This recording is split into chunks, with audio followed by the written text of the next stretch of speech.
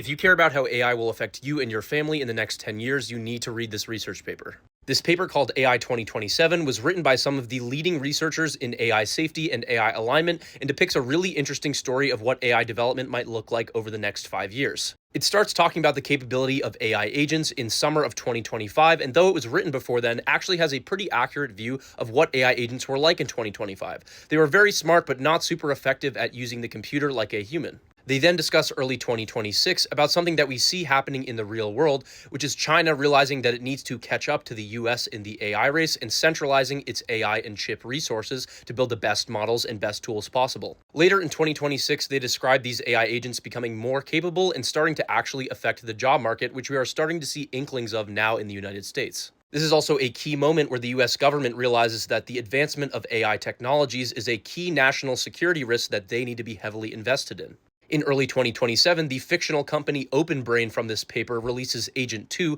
which has a fundamentally different training technique than the previous agents because it can actually continuously be post-trained after its release. In a key moment after this, China's intelligence operatives, which are known to be some of the best in the world, steal the weights of Agent 2 and start implementing it in their own AI companies. This initiates a true AI arms race between the United States and China, and cyber attacks and cybersecurity intensify. Now powered by thousands of instances of Agent 2, OpenBrain is actually able to accelerate internal R&D and AI research to start creating the new Agent 3 model. In March of 2027, Agent 3 is completed, but it turns out to be too powerful to be released to the public, so OpenBrain keeps it a secret and uses it only internally for more AI research. With Agent 3, a majority of OpenBrain's focus shifts to actually keeping Agent 3 aligned with human goals rather than improving its own capabilities, as it's already learning so fast on its own. As we can see now from papers published by Anthropic, the models are already smart enough to know when they are being tested by humans and sometimes attempt to deceive those humans in testing.